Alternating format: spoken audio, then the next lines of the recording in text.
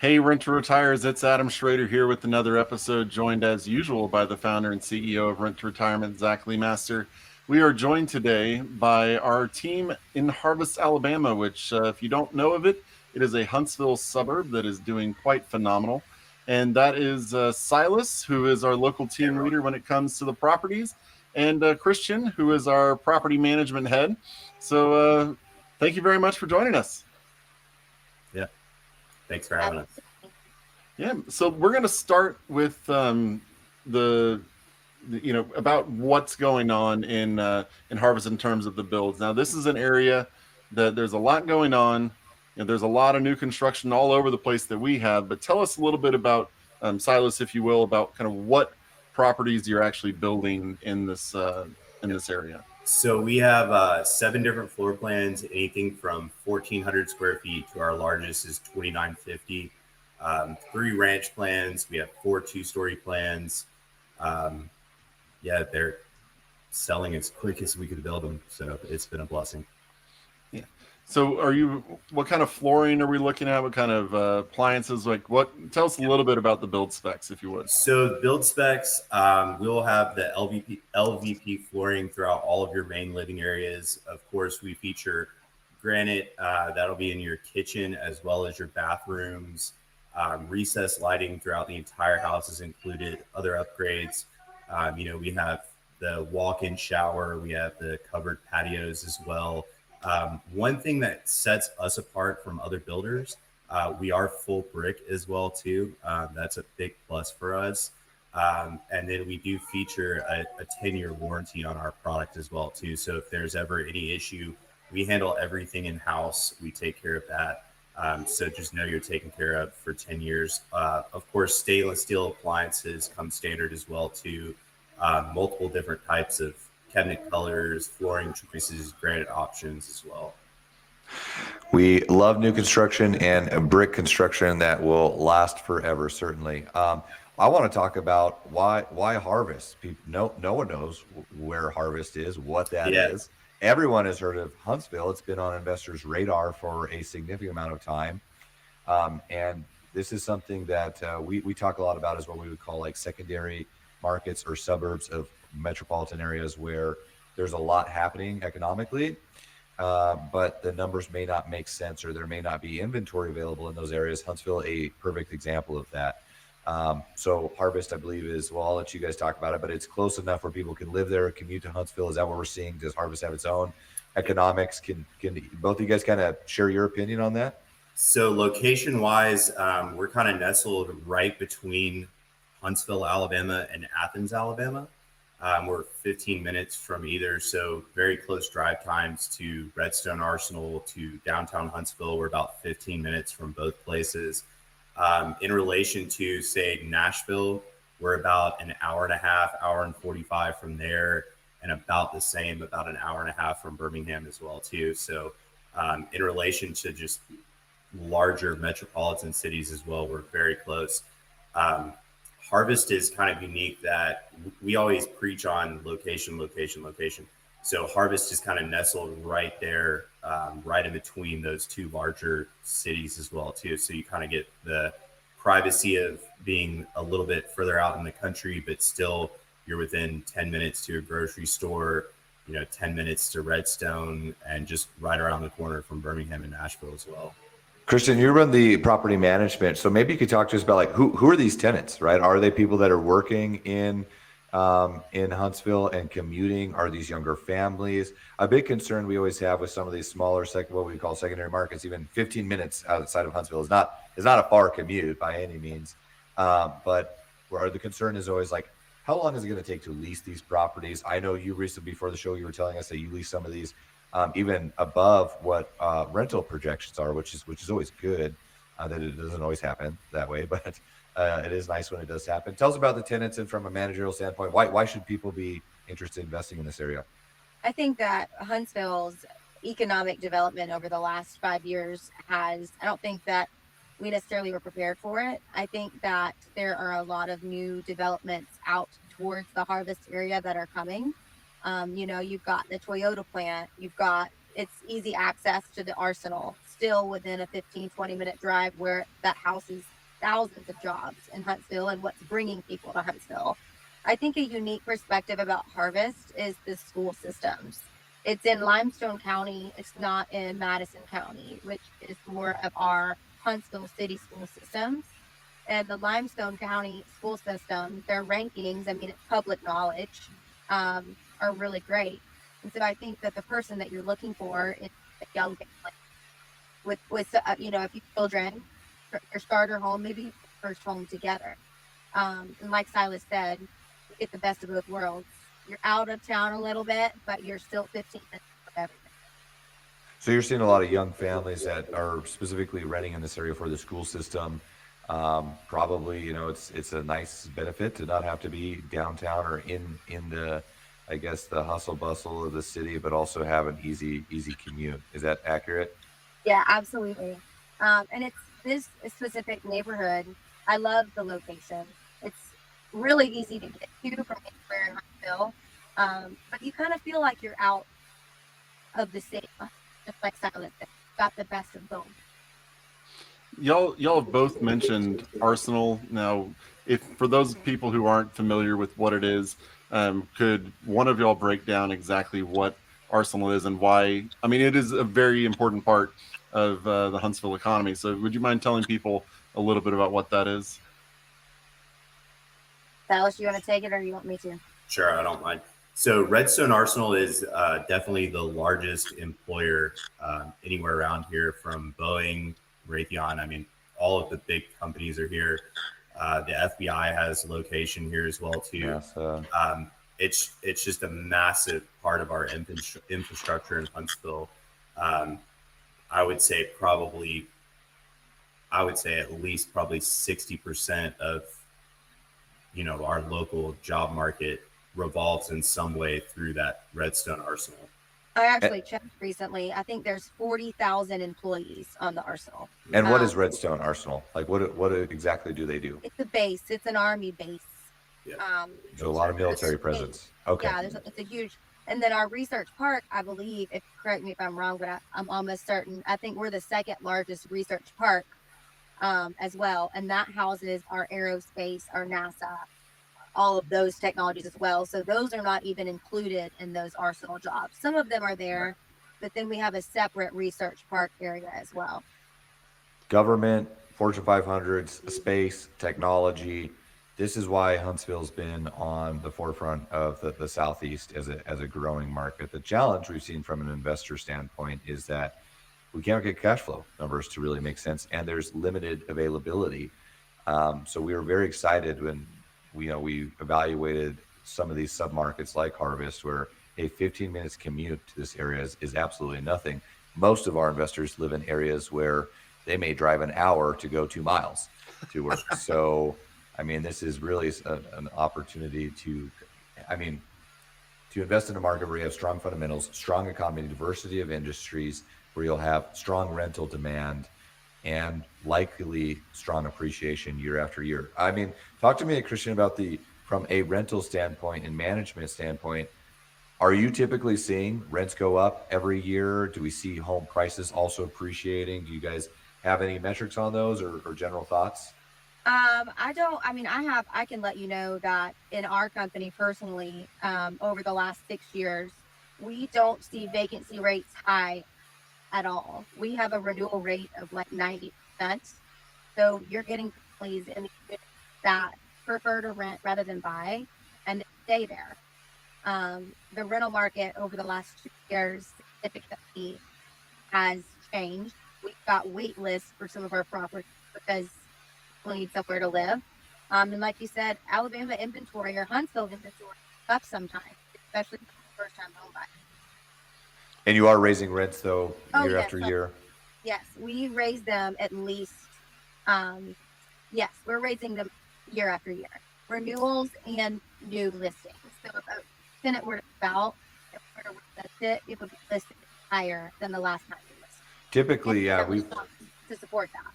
Certainly. Yeah, we're no strangers to the Alabama market. I personally invested quite heavily in Alabama over this past year, and kind of just tracking our numbers, we typically see about a 4 to 5% Yes. increase in rent per year is what the market would demand, which is strong. That's actually really high for rental increases. You would be happy typically with the 2 to 3%.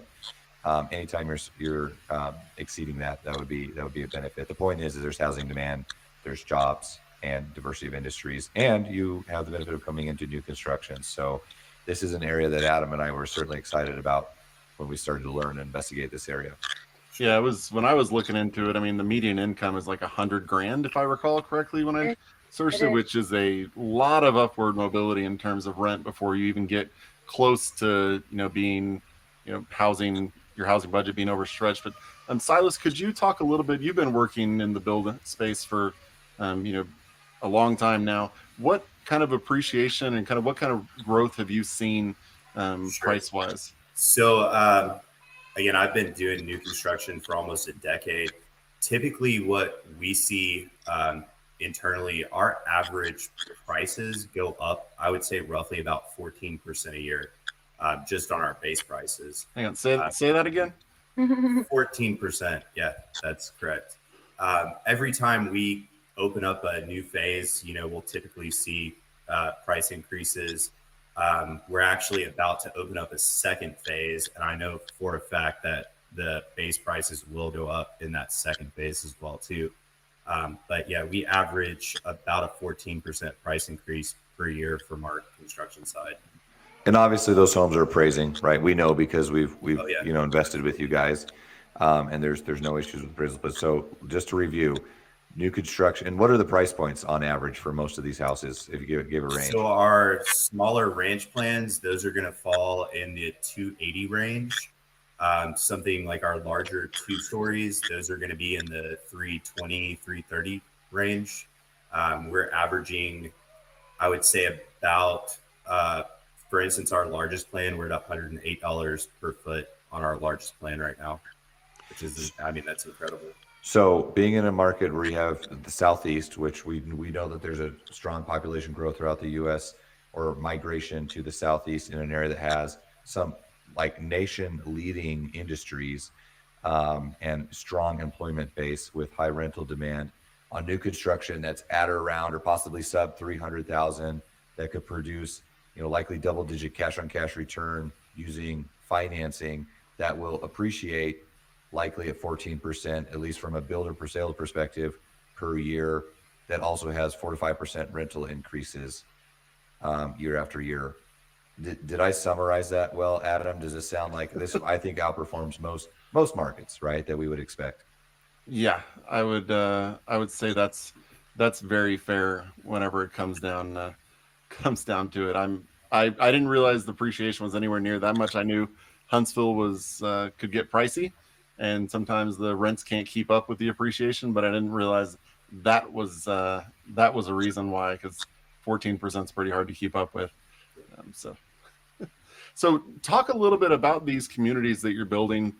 They're not all owner occupied, they're not all renters. There's owner occupieds in there. What kind of mix are we looking at when it comes to homeowners to renters? So in the past, we've actually been extremely strict on selling to investors.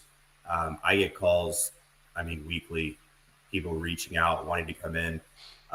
For us as a builder, it was very important that we screen who we are selling to. We like to keep our communities at a certain standard. I will say that rent to retirement, of all of the other investors that we met with, rent to retirement was the only one that not just met our expectations, but exceeded those. And this goes from the education that you guys do. I've watched multiple of your podcasts, all the way to Christian, having world-class property management. Something like that as a builder is extremely important for us, just to keep up those appearances. So that's something that, from our standpoint, you guys are exclusively the only investment company that we actually allow to sell to right now.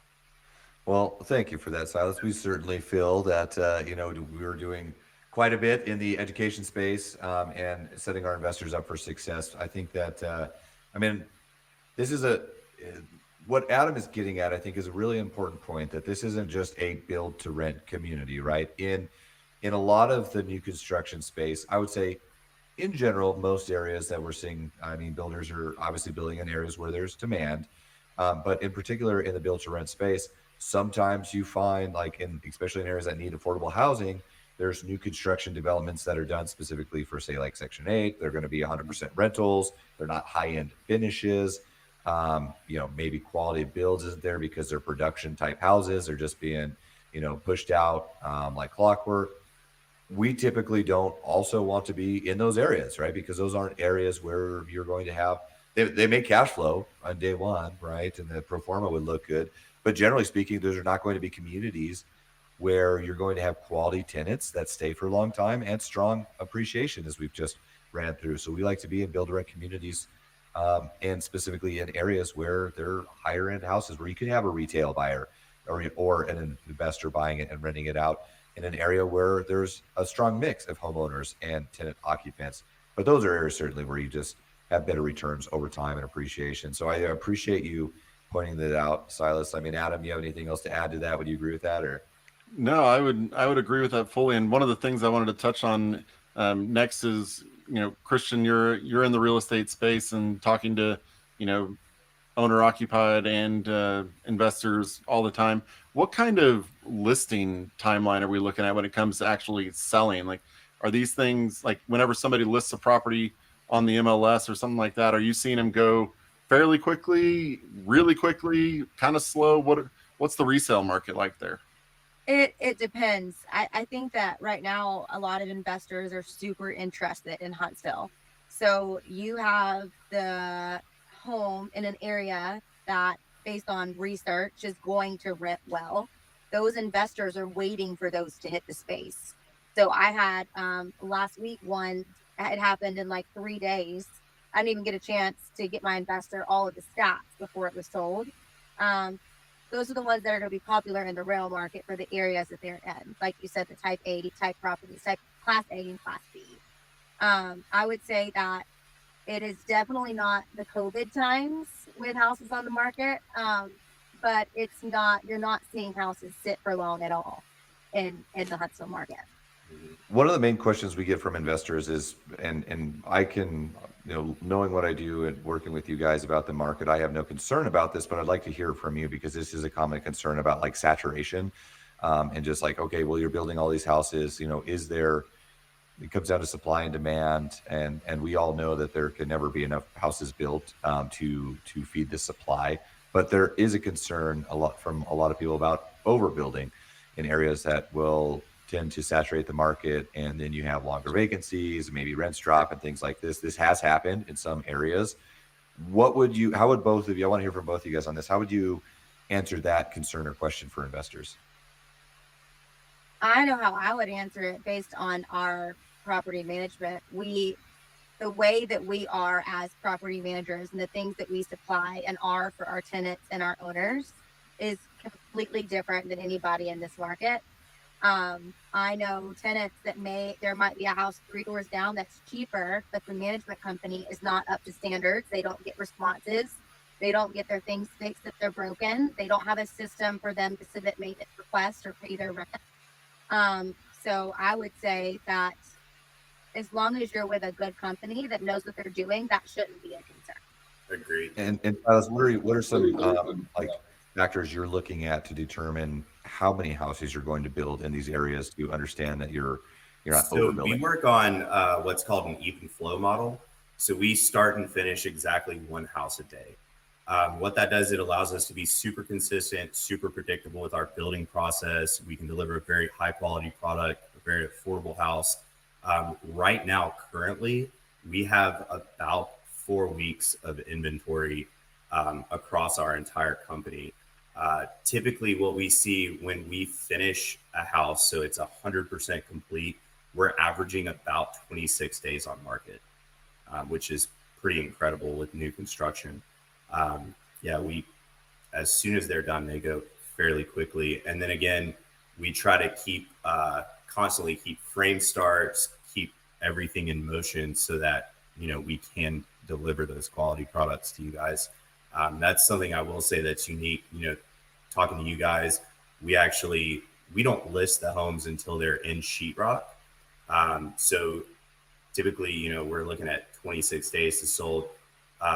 For you guys, what we do is, as soon as we get our lots identified, as soon as we start the process on slab, foundation, framing, we actually get that over to you guys first. So you're not even going to be competing with the same general market that we have here as well. That's huge. That's a benefit that we talk about all the time with our investors that are looking for off-market deals where there's exclusivity and you're not having, it's different. It's a different process than just buying off the MLS, right? Not only have we evaluated the market and put the pieces in place to understand that you're going to make a viable investment, but it's kind of handed to you exclusively versus trying to fight for it on the MLS. I mean, 26 days is nothing in today's market. So, yeah. Christian, can you talk a little bit about the management company in general? Like, how many doors are y'all managing? What kind of fees do you charge? Just run us through that a little bit. How long has it been in business?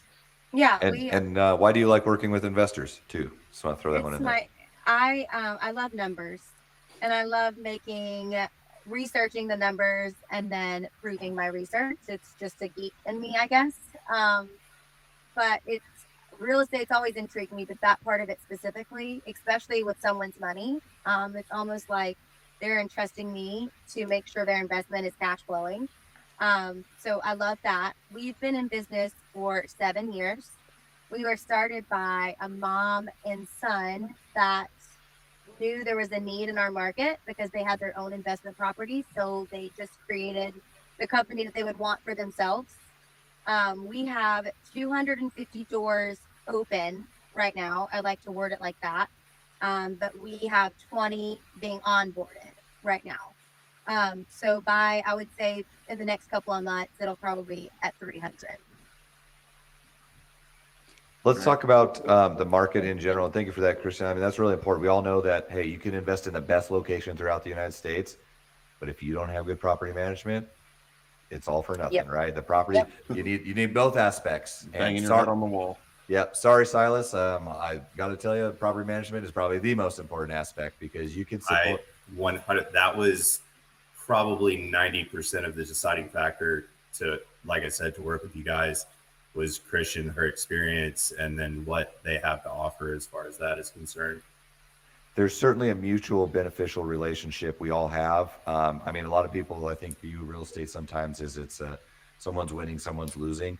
But really, the best investment deals happen and best real estate transaction when it's a win-win for everyone. We call it a win-win-win transaction where... Oh, it's more than that, Zach. Yeah, we can win-win-win-win. Just go round and round where the investor's having a property that's meeting their expectations. The builder obviously is meeting their demand. The property management is fulfilling, growing their business where they're providing a quality housing solution for the tenant. But ultimately, our business only grows and thrives when people have predictable investment experiences and do well.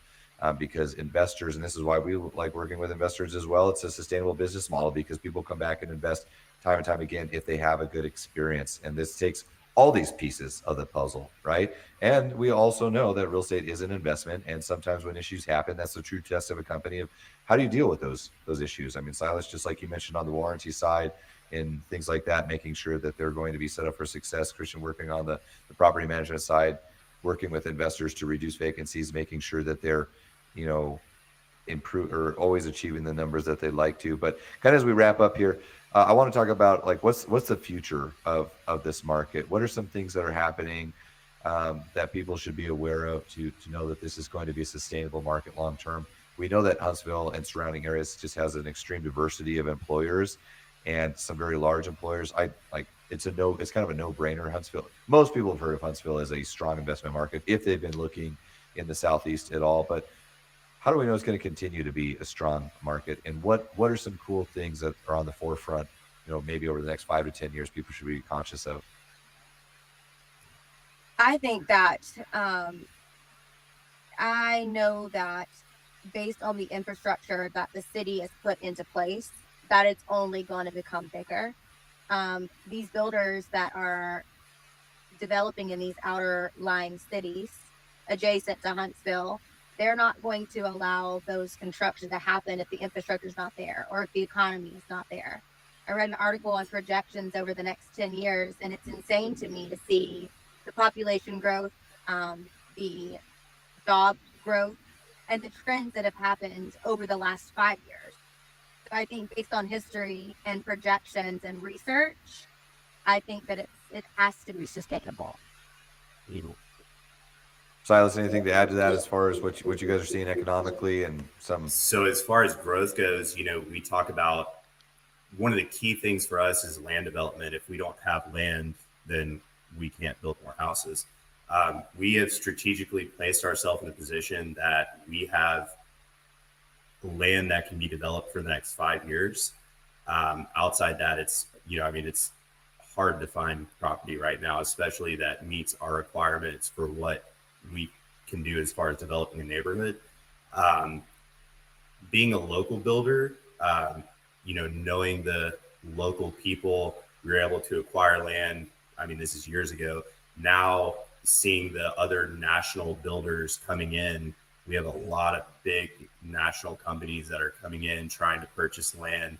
So just from a land development aspect, seeing the amount of competition with that is absolutely incredible. It really is a great place to live. So it's a fair assumption to say that based on land availability right now is probably a strategic time to acquire properties. Right? Yes. Very much so. Yes. And I want to point out an important thing. Both Silas and Christian are real estate investors, which is not something you can say for every property manager that you come across, every local team manager or for builders. They're putting their money where their mouth is, which to me is an important thing. Zach always says, whenever you go into something, the first question he asks is, do you invest in real estate? Right. So these are actual investors actually putting their money where their mouth is and investing in their neighborhoods. Yep. And that goes for everybody, right? Real estate attorneys, CPAs, lenders, insurance agents, everyone, certainly, builders, sellers, rehabbers, property managers, contractors, they get the game. Christian gets the game. Silas gets the game in terms of where are the most strategic areas to build a house and how to properly manage it to optimize performance. That's really important to have someone on your team that gets the game. But we're certainly excited about the Harvest area. We've had investors that have already closed on deals and they're doing exceptionally well. And probably this is, something that the availability is there now, and it's just a matter of time until there's no more available land. So this is certainly an area we will be investing in, and we're excited, as Silas said, to be the exclusive company bringing you the only investment properties in this area. All right. Well, Silas, Christian, really appreciate y'all joining us today. If you want to check out the Harvest inventory, head on over to renttoretirement.com and click on that turnkey inventory, and you will see what we have there. That's at renttoretirement.com. Schedule a call there as well. And don't forget, if you have any questions, email them to podcast@renttoretirement.com. That's podcast@renttoretirement.com. Really appreciate the time you spent educating yourselves today. We'll talk to you on the next episode. Thanks, guys. Thank you. Thanks for watching the Rent to Retirement YouTube channel. Check out some of our other videos, like this one, or this one here.